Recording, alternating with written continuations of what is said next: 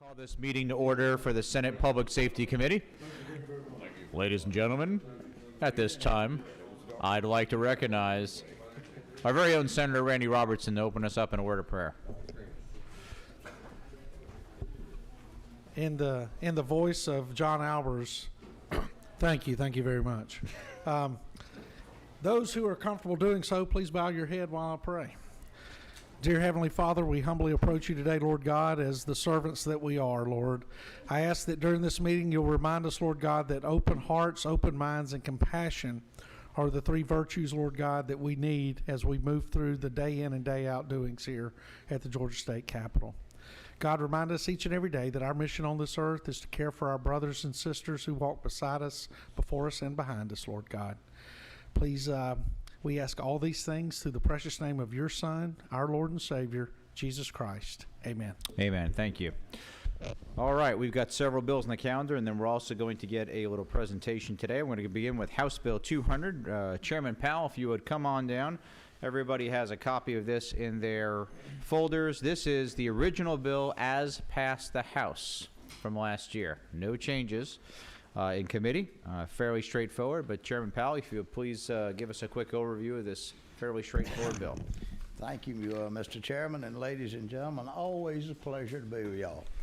Very simple bill, and I didn't know what y'all were going to throw out as far as a substitute. You may remember last year someone had brought a substitute up that had some issues other than dealing with motor vehicle or automotive stuff. And I'm glad to hear we're going to the original version as passed. Very simple bill.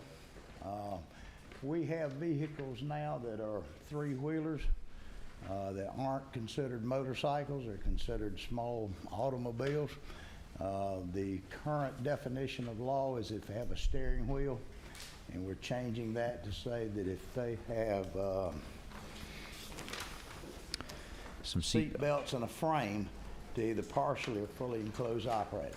The purpose of that is people that are driving these things, they don't want to have to wear a helmet like a motorcycle. And that's what this bill does. Very similar to just having a convertible vehicle. Yes. All right, the questions from the committee members for Chairman Powell. Got a question from Senator Randy Robertson. Chairman Powell, a statement before my question, but this I think this is a well-written piece of legislation. I do recall it from last year. And the question, by the fact it coming over clean and us not attempting to add any amendments or add anything else to it, do I assume that that is the posture of the House of Representatives for those Senate bills that cross over, that they realize the hard work that's gone into it, so they too will leave it unmolested? I'm not going to attempt to be hypocritical because I do tend to believe that simple bills can be used as a Christmas tree for a lot of valuable issues in the state. But what I would ask is in this case that it be things that are pertinent to the motor vehicle field or to traffic laws, not something that would steer things one way or another for litigation and things like that. Is that steer with a steering wheel or handlebars? That would be with a seat belt and a partially enclosed frame. Thank you, Mr. Chairman. Spoken like a man with great wisdom and experience in the General Assembly. Any other questions from the committee members? The time. Oh, wait, I've got a question from Senator Jackson. Yes, thank you, Mr. Chairman. So when it says partially enclosed to the operator, what does that mean exactly? Because I've seen some of the three-wheelers that have like almost a windshield. Is that going to be a motorcycle, or will that be under this law? It depends on whether they have seat belts. The partially enclosed, at a lot of these vehicles, and there's a couple of companies that are making them now, that where you straddle a seat to get onto one. These are where you would step over a rail. It would have like partial rails to the side of them. Gotcha. They would get the effect of a motorcycle, but without the volatility that a motorcycle gives, because I can assure you from somebody who did ride for a long time in his life, them things will put an asphalt rash on you. Oh, I know. I've seen that. Any other questions from the committee members? All right. Oh, wait, we've got a late arriving question from Senator C. Why don't you use the microphone? It's not for the speaker, it's actually for you. Did we have people signed up? Or anybody going to talk about We're it? going to find out in just a Oh, moment. okay. Thank you. Thank you, Mr. Chairman. All right. Are there any other questions to the committee members? All right. I see the sign-in sheet from here, and it looks like nobody is on it. Is there anybody in the committee room today that would like to speak for or against this bill? Seeing none, Senator Robertson, now's the appropriate time for a motion. Mr. Chairman, I make the motion that we pass House Bill 200, LC number 392785. We've got a motion on the floor. Is there a second? All right, second from Senator Jackson. Any further discussion? Seeing none, all those in favor, please say aye. Aye. All those opposed, please say no. Passed I'd unanimously. like to express my thanks, and if I can reciprocate, please let me know. Thank you, Mr. Chairman. Have a great day. Oh, one quick question, Mr. Chairman, before you leave. Who is going to be carrying this bill for you in the Senate? We had down Senator Gooch. Oof. You sure? Maybe Senator Robertson might like this. I think you'd have a better chance with me than Senator Gooch. Senator Randy Robertson it is. That was a very good choice. Thank you. All right, we're going to move on. Is Representative Jody Lott here by chance? Come on down. Governor's floor reader and my friend. We're going to hear a great bill. We're going to hear House Bill 1146, which should be at the bottom of your stack right now. Thank you, Mr. Chairman, members of the Public Safety Committee. I'm here to present House Bill 1146. It is LC 393190 as we passed out of the House. This bill allows Georgia Public Safety, it is a Department of Public Safety bill, agency bill, to be clear. Georgia State Patrol road safety units to remove the exterior mounted rooftop blue lights from any or all of their road patrol vehicles as each post chooses. The current language allows 2 slick top vehicles per post. Technology improvements in blue lighting along with reverse writing on the vehicles, as you may have recognized if you've been pulled over or if you've seen them out front. We'll talk offline, Senator. That's right. The reverse writing that actually states State Patrol, so you'll know it's a State Patrol vehicle. So that technology has made the rooftop lights outdated, really unnecessary, and it will allow now for the vehicles to be more uniform. That's the whole bill. It just deletes the language in there limiting the number. Fairly straightforward. Are there questions from the committee members?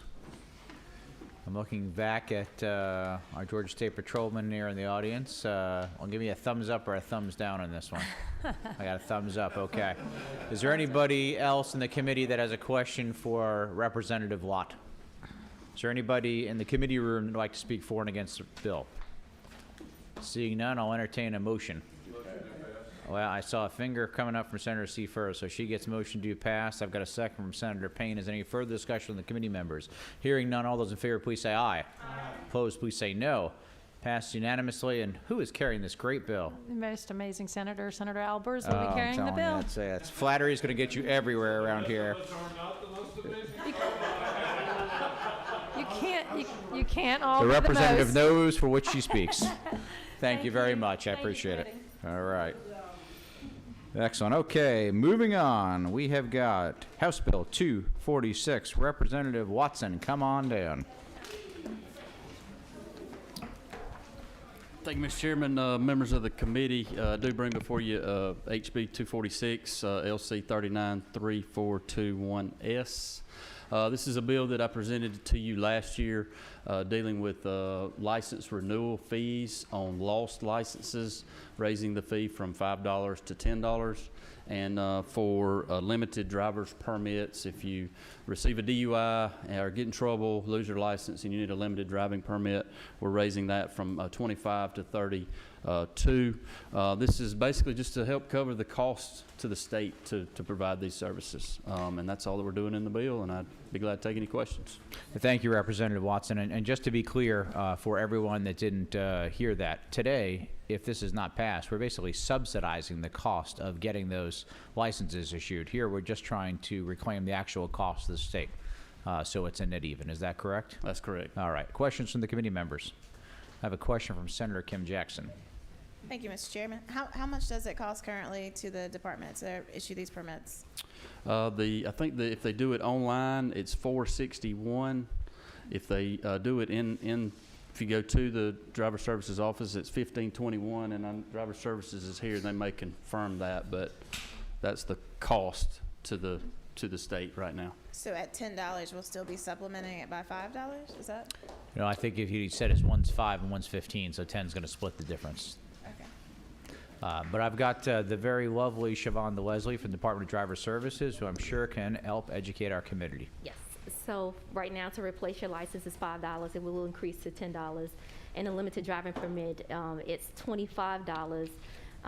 So if you violate the law and get charged with DUI, you're paying $25. If you do not violate the law and you come in just to get a new license, it's $32. We're trying to bring it up to be the same amount as someone that does not violate the law. Right. And so my question is, how much does it actually cost the department to make these permits? Got you. It costs us about $10 for one, and let's see. I think I'm trying to look for our notes from last year, and roughly 35 for the other. I believe I saw in my notes. Okay. Yes. Okay. Other questions from the committee members? Is there anyone here in the audience who would like to speak for or against the bill?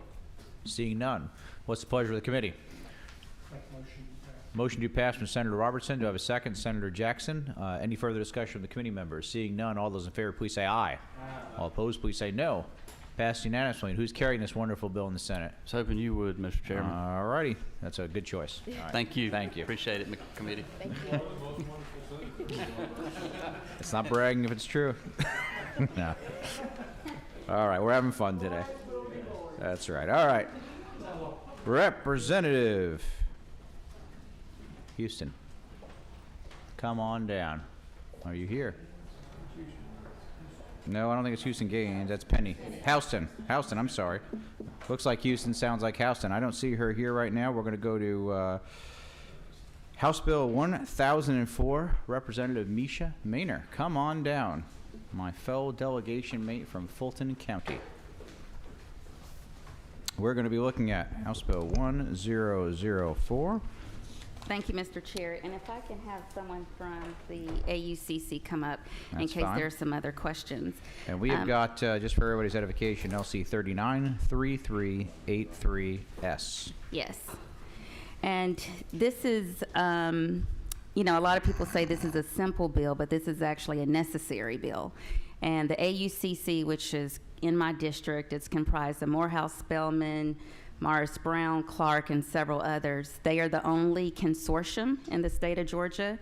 And right now, if a crime happens on one campus and a police officer sees that crime happening from another campus, they actually cannot do anything about it. They have to call 911 in order for that to happen. And so we have the Atlanta Police Foundation that has signed some letters of support. Every single college campus president has also signed letters of support.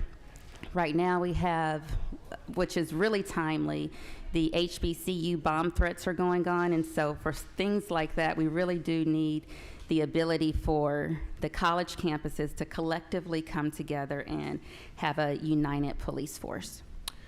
Thank you, Representative. And I want to just summarize this, and please correct me if I am wrong. Rather than having an individual police force for each one of these colleges, you could have one for them. Now, they still cannot change their boundaries. They cannot do anything else. However, they could have folks who might work at one campus one day and a different campus the next day, depending on the need of each one of those campuses. Is that correct? That is correct. Okay. And each campus will still have their own police chief, but they can just cross boundaries within the confines of the AUCC only. All right, you've got a question from our top comp, Senator Robertson. Hey, how are you? Good, how are you? I'm doing well. So these are 4 separate campuses, correct? It's actually more. Okay. It's how many separate? It's totally 6, but it's 4 that have police departments. Okay, so you'll have 4 law enforcement agencies policing 6 different campuses. The idea is to unify those police departments. Okay, and in there is my question. unification normally, if we have a consolidation of law enforcement as we did in Bibb County, Chattahoochee County, and other places, then what they would do is the law enforcement agencies would consolidate under one ORI number, and then there would be a single chief. There would be deputy chiefs who may be responsible for different zones and things of that nature, and then they would have a group of law enforcement officers all wearing the same uniforms, the same patches, so as not to confuse, in this case, students on campuses as to, is that a real law enforcement officer? Is that a security guard? Is that something else? So I'm a little concerned. First of all, were you offered a particular piece of case law that said an officer, a post-certified sworn peace officer who observes a crime being committed beyond his or her campus boundary could not respond as an officer to that incident? Let me back up just a little bit. So one difference is these are private institutions. That's one thing. And so currently the law is that the AUCC has been told by police enforcement over years, they've been trying to do this for years, is that the law right now says that they cannot even enter into an agreement. So this bill only says they can enter into an agreement. It doesn't say that they are unified. It just says they can enter into an agreement for the purpose of unifying. So a memorandum of understanding or something of that nature? Yes. Do you mind, Mr. Chair? Now, I know that we've had issues with universities, public universities and private universities at times, their law enforcement agencies going into public areas such as Columbus State University. We have a 4-lane highway outside, and we had issues with Columbus State University police years ago running traffic, pulling cars over speeding, all this, and we were able to clarify with them. And I think Georgia law requires a certain distance beyond the campus ground, as far as curtilage, if you will, that they could police in. And then we have hospitals, I know in Georgia, that are private entities that have law enforcement agencies such as Emory. The university and the hospital have police departments. So if I understand you correctly, these 4 law enforcement agencies all are made up of post-certified law enforcement officers that have full arrest powers. Yes. And then there are 2 additional campuses within the same footprint. That can opt in if they want to. Correct. But what I'm saying, the 2 additional do not have law enforcement agencies on their campus. Correct. Okay.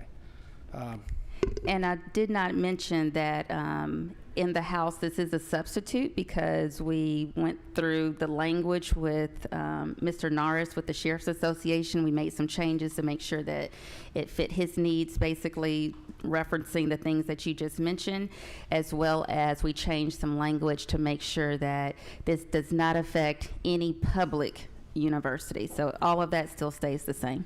And I appreciate that. And I still, and while I don't think there's anyone inside this building and under this dome that questions my passion for public safety. But what many times is lost in the conversation, that I have a fear of over-policing citizens. And so in this, I'm afraid we have some young man on a college campus, and he is attending that university. And he or she during orientation or receive orientation from the police chief for their school, and they see those blue slacks and that white shirt with the patches on the sleeves, and they understand that being their law enforcement agency. And then somewhere during the semester, they're walking through a parking garage or wherever where some investigation or something's going on, and someone wearing a pair of gray slacks and a blue shirt attempts to stop them or interview them or do whatever, and they look at that person and do not recognize that person as part of their campus and as a law enforcement officer, and it leads to an incident or some kind of miscommunication. And that is my biggest fear. And with just seeing this today, Mr. Chairman, I do myself feel I need to swim a little deeper into this and try to determine to make sure that we are providing good, safe environments for our students to get an education and not worry about their safety, and while at the same time making sure that we're not setting themselves or a law enforcement agency up for some type of failure. If I could answer? Please. So you make a great point, which is why it needs to be a united police force. So now they can all have the same uniform, because right now, you're right, if a Morehouse police officer went over to Spelman, people know what the laws are, and they know that the Morehouse police person can't do anything to the person on the Spelman campus. And so making it a united police force, everybody has the same uniform. I agree with what you're saying, Representative Maynard, but you're saying there's going to be 4 police chiefs, right? So if I may. Yes, sir, please. Go ahead and introduce yourself if you would, please, sir. Thank Michael Hodge, I'm the Executive Director of the Atlanta University Central Consortium, which represents all the schools that Representative Maynard talked about. So the campuses of the AUC are contiguous to each other. They literally touch. And one of the issues that we want to address is the 4 chiefs, right? So we know that that's going to be a process, and this is really one of the first steps in our process to unification. Prior to this bill, we could not even have that conversation without the police chief saying, well, no, we can't do that. State statute, does this, that, and the other thing that prevents this from happening. And so we want this first step so we can begin that conversation. So over time, it's not going to happen tomorrow, that we'll get unification and still have 4 police chiefs. The idea is to have one singular post-certified campus safety and security director, to which majors will report into from each of the campuses. And so that's the plan that we have in place. So it won't be 4 police chiefs once we make our way through the plan, but there's a culture that's been in place since quite a while that's been arguing for to maintain 4 separate police departments. I've never been a police chief.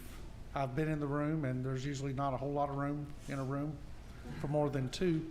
But that is a serious concern of mine, and I do not question the motives that what you're trying to accomplish.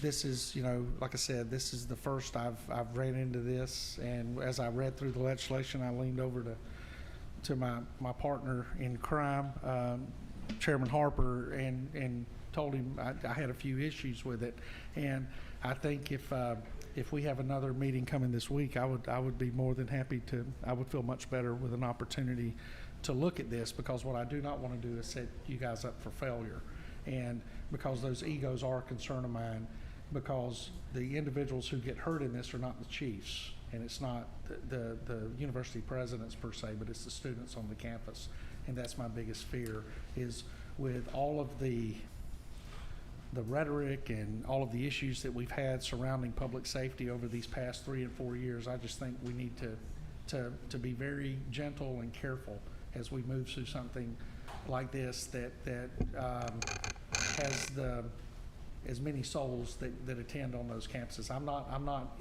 please don't take this as me being opposing what you're trying to do. I just want to better understand what you're trying to do. That's all I'm saying. And if I may give you one more piece to consider. Please, yes, sir. One of the things that APD, Atlanta Police Department, as well as the foundation noted, we had a study done to test these things. And so one of the things that is very critical and important is that when something happens that APD needs to engage, That's right. they have to call 4 people. That's right. That's a concern for us, particularly as of late with the bomb threats and the active shooter threats and all of that. They have to go to 4 people. Then those 4 people have to come together, decide on the plan to mobilize, and then they send that out. That's a little bit of time in there that we want to kind of eliminate that particular risk factor with the 4 chiefs.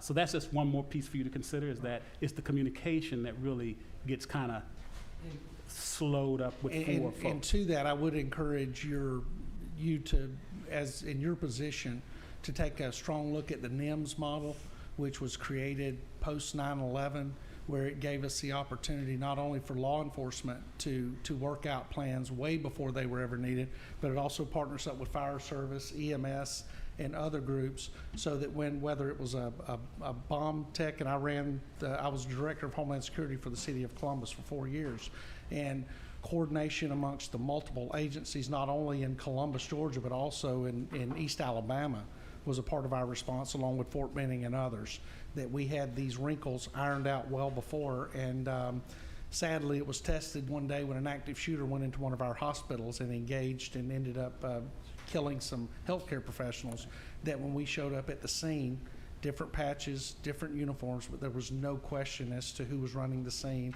who was in charge, based on the type of incident it was. And we knew the role of our brothers and sisters in the fire service and EMS service, and we knew when to stand down and allow them to carry out their tasks. So these models have been out there for a long time. I respect the fact that y'all got to study for your particular situation. The Atlanta Police Department, the men and women who work there and go out and work the streets are very strong professional men and women. And but a lot of times the confusion comes from management, as I'm sure we all understand.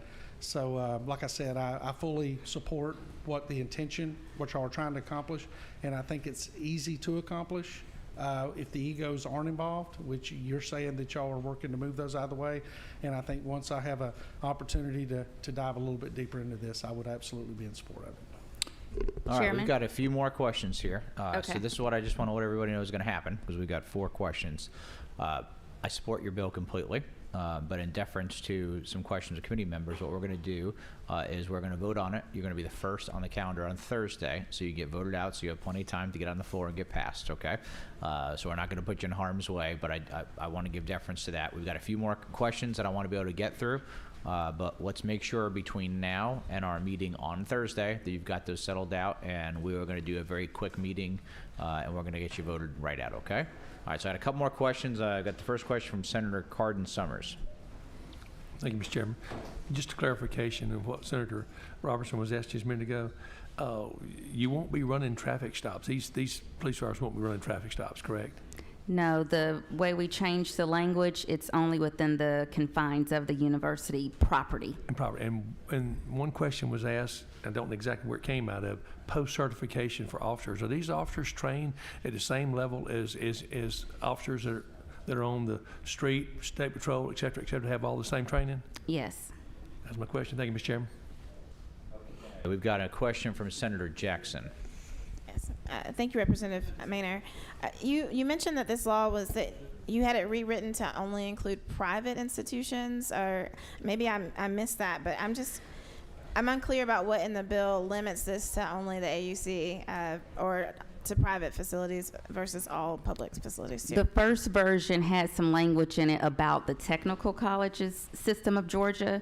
We completely took out that because it wasn't needed. So if Emory and Georgia State did want to go into an agreement, one being private, one being public, they actually could with this bill. So I thank you for the clarification. We took out the language that was pertaining to the technical colleges. Okay. All right, Senator C. Thank you, Mr. Chairman. I just wanted to say to my colleague, I would love to offer for you all to go over where the bluff and where we're getting stuff. I grew up there, so I'm very aware. I am so glad you brought this, because that campus is where my kids went to school. When you start talking about the HBCUs in a small area, being able to coordinate, particularly with these recent threats and the way the world has become, I just think it's a great forward-thinking move, and I'm looking forward to Thursday. I agree. Thank you. I got a question from Vice Chairman Harper. Thank you, Mr. Chairman. I think when I first read the bill, I don't think I quite understood exactly what you're trying to do, but I think after hearing testimony, I think I understand what the plan is. So, am I correct in stating that what you're trying to do is to create a single police department? There you go. Should be all. Yeah, your button was jammed. Try it now. It's good now. Go ahead. You're good. No, well, that's gotta be green too. It's gotta be red and green. So anyway, but you're trying to create a single police force for Yes. for all of your institutions. Okay. I think, and similar to Senator Robertson, he and I agree on the policing appropriately, but not over policing, if that makes sense. I think the concerns he raised, I think I understand where he's coming from, and that the way that the language reads, it could allow for those multiple agencies to continue as separate entities, where this doesn't necessarily establish a sole entity, even though it gives you the ability to do it, but those separate agencies could work together and still be separate, but could work together under a unified agreement, the way the current language reads that sits in front of us. Does that make sense at all? Almost, because since it has to be an agreement, the agreement, because Emory and Georgia State may have one idea of what they want to do. So the agreement that's in their strategic plan that they've had with the study committee, their strategic plan says that the agreement will be one police force, not for individual. And during the transition, because it is a transition, they'll continue with individual campus police chiefs all in one police force, answering to an executive director. So it won't be, the agreement is not 4 separate police forces still happening. You know, and I don't know if it would help, or I don't know if there are other questions, but I don't know if it would help if he could give you like a real example, because a shooting happened outside of the library. No, You get it. I get it. No, I understand what I think I do understand what you're trying to do. I think it's just ensuring that you're getting to that goal, because the change, I think as Senator Jackson alluded to, that we're making actually does impact all colleges and universities across the state. So whatever we do, it doesn't just impact you and your area. It's a change that impacts every other college and university, and I think we just want to make sure that what we're doing is addressing the issue that you have and the problem that you have, and addressing that concern, because I think the problems you raise are legitimate, especially when you have a issue in that area and you have to call 4 different individuals, even though everybody's in the same vicinity. Communication in public safety is crucial. It is the lifeline and the lifeblood of being able to address those concerns as they arise. And so I can understand it and understand what you're trying to do.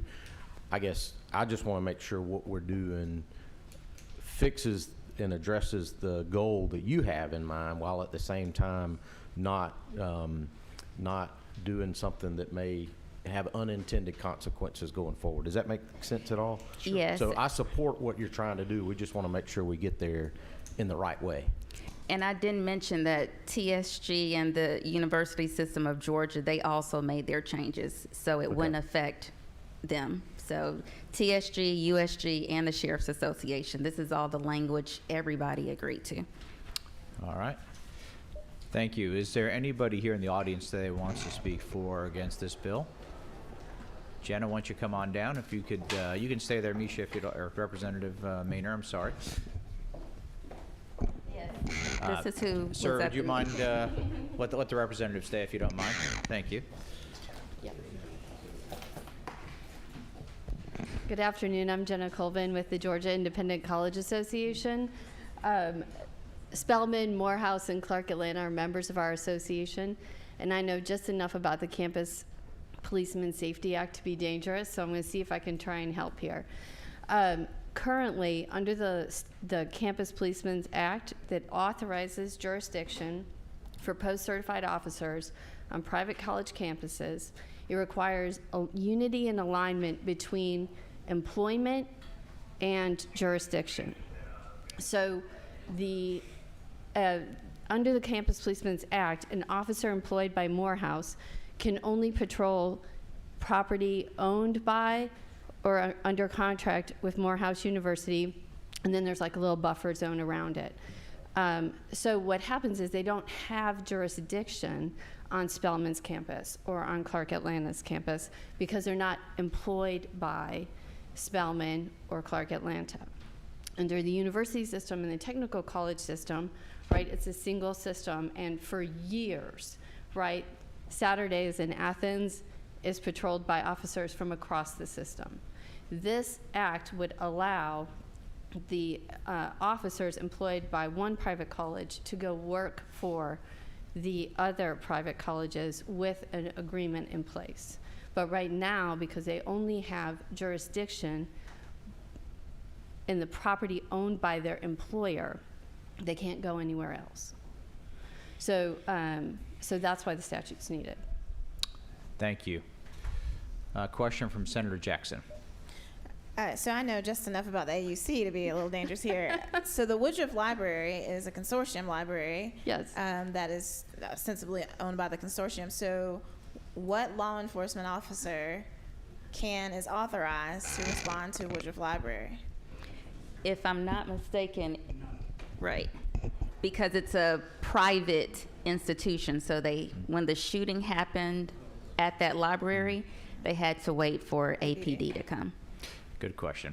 All right, one more question on this, then we're going to move on. Senator Robertson. One more thing, and this is, so what you have been told, that if a shooting occurs in a library, no post-certified law enforcement officer let me finish, please. No law enforcement officer working on campus would be able to respond to that shooting. They would have to wait for the Atlanta Police Department. At that library. Yes, that is incorrect. As your post-certified law enforcement officer, if a shooting happens in CVS, which is a private property, in a library or anywhere else, those officers on your campus are trained just as well as I was. They've gone through active shooter training. They've gone through tactical first aid. They've gone through all these programs, and y'all haven't, believe me, university officers are very underappreciated. You would have to tie these men and women down somewhere to try to keep them from responding to that type of situation. So while I agree with the legislation and I think we can work with it and get it to where it needs to be, let's be perfectly clear. Those officers today, right now, if something happens in those libraries, not only do I believe they would respond, but they are obligated to respond. Okay, no, I'm sorry, thank you. I appreciate it. We are well over on time now, and we don't want anybody to testify who's not in a microphone, because we are also online for those who are watching abroad at home. So this is what we're gonna do. If I could have everybody's attention, I'm gonna ask Representative Maynard to meet with Senator Robertson, if you would please. This is gonna again be the first bill that we're going to hear on Thursday, and it will be my intention to have a vote and pass that forward. All right. Thank you. You so much. I appreciate it. We're going to continue to move on. I see Representative Barton there waiting patiently in the front row as his telephone went off. It is on here. I apologize. That's all right. I'm trying to send a voice to someone else to take care of it. All right. We are looking at House Bill 1232. Okay. If I could have everybody's attention here. Thank you. We're looking at LC 393244S. Please. Thank you, Mr. Chairman. This bill was brought to me from the Department of Revenue. This is something for them. And basically, this just is a cleanup bill for terminology. It keeps the auto industry and the Department of Revenue legally saying the same thing. So it changes the verbiage from temporary license plate to temporary operating permit. And that stands for TOPS. So the lingo, they'll say, you got any TOPS? And so this just brings them all in line to be saying everything legally. That's the gist of this bill. Pretty straightforward piece of legislation, I believe. Questions from the committee members? I see representatives from the Department of Revenue back there. Give me a thumbs up if we're good with that, Mason. All right, we're good. Anyone else in the audience want to speak for or against this bill? Seeing none, what is the will of the committee? I've got Senator Jackson first. She raised her hand, so moved you past from her. Got a second from Senator Payne. All those in favor, please say aye. All opposed, please say no. That was pretty quick. Who's carrying this lovely bill for you? We don't have anyone deferred to you on your recommendation. Well, it would be totally up to you. There's lots of excellent committee members here. Okay. Do you have a favorite? Well, I can get my local one. All right, Senator Payne, that's a very good decision. All right. He's the second best to love senator. Thank Mr. you. Chairman. Best, best of wishes to you and the Rules Committee. Congratulations on being second. Yeah, pray for me. Thank you. All right, thank you. All right, and last but certainly not least, in our hearts and our minds, Representative Penny Houston, come on down. We have got House Bill 1307. And we should all be looking at LC 365094. Now, y'all have had common sense bills. This is the most common sense bill that you will definitely hear this year. All right. We've heard that before, but keep going.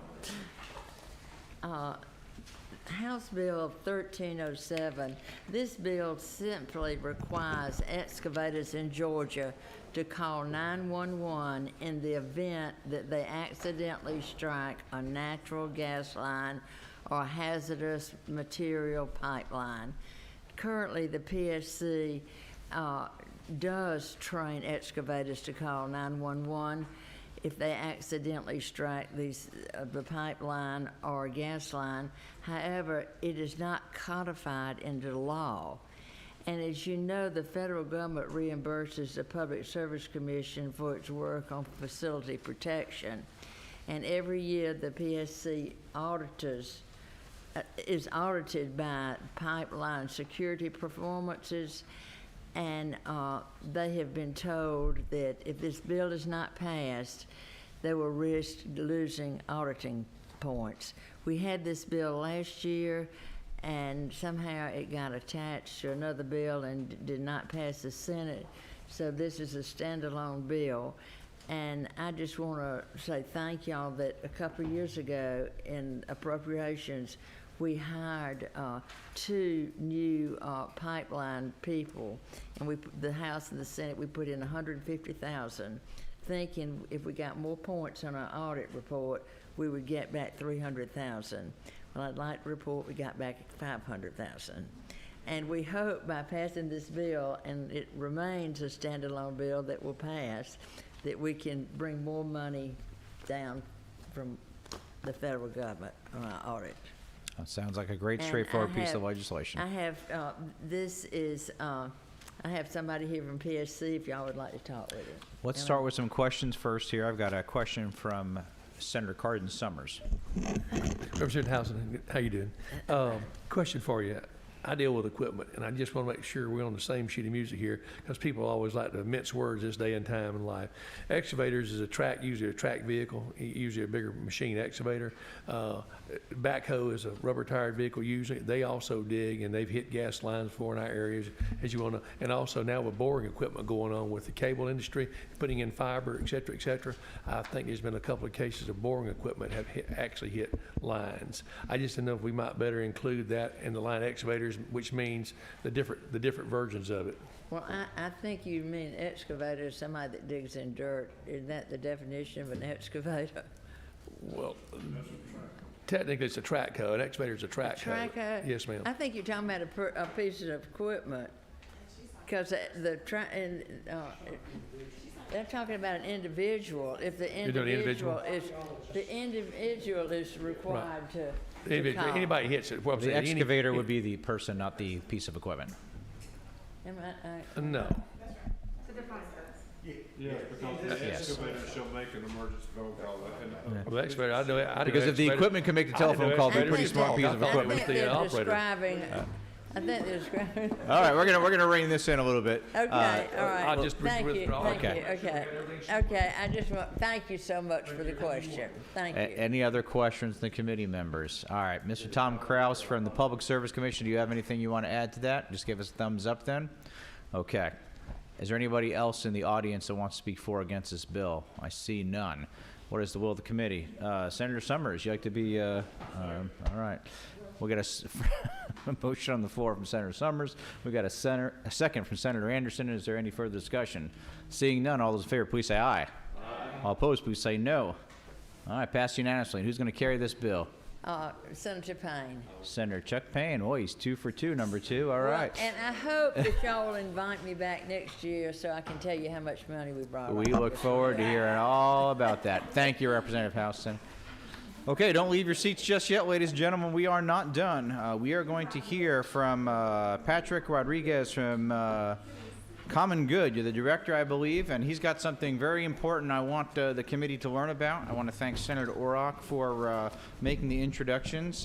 This has been a very successful program, so we're going to give you about 5 minutes here to give us an update, please.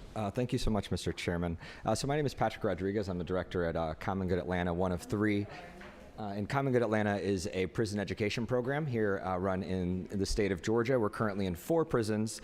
We deliver educational programming 5 days a week. And we're here to present because we want to talk about the rates of recidivism for the individuals that go through our programming. As we think about safety, number one, we think about how it relates in the public sphere. But what does safety look like starting on the inside as it relates to incarceration? And then how does that translate into communities later? So students that go through our program, we actually have a recidivism rate of 0.5%. So in the state of Georgia, we know that hovers somewhere between 40 and 50%. And in case you don't know, recidivism is defined as receiving a charge within 3 years, about 3 to 4 years after you get released from prison. And so what we're looking to do is really bring awareness to our program, to the Public Safety Committee, and then thinking about how we're going to expand the program over the next year when Pell Grants are reinstated so we can get federal dollars in order to continue expanding our program here in the state of Georgia. But I want to go ahead and pass it, see if there's any questions before my time. Well, first off, I want to commend you and the work that you and your team are doing. You know, we are a big believer in the opportunity for those to have a second chance and an opportunity, and having a program such as yours that keeps people back as good, productive members of society that don't fall back into that trap of criminal behavior and come back into our systems is great. And there's a return on investment, most importantly, from the human side, but secondarily from the monetary side. And we're always happy to see that. So I'm going to open it up to questions from the committee members. I've got a question from Senator Kim Jackson. Mr. Chairman, thank you for bringing this. Just out of curiosity, what Georgia prisons are you all currently serving? So we are in Metro Transitional Center, Whitworth,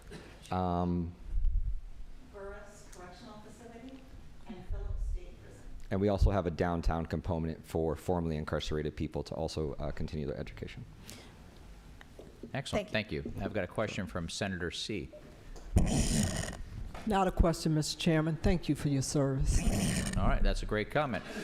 Question from Senator Robertson. Now, Burris, you're talking about Al Burris, that's located on the campus of Georgia Public Safety Training Center? Is that that's correct. Yeah.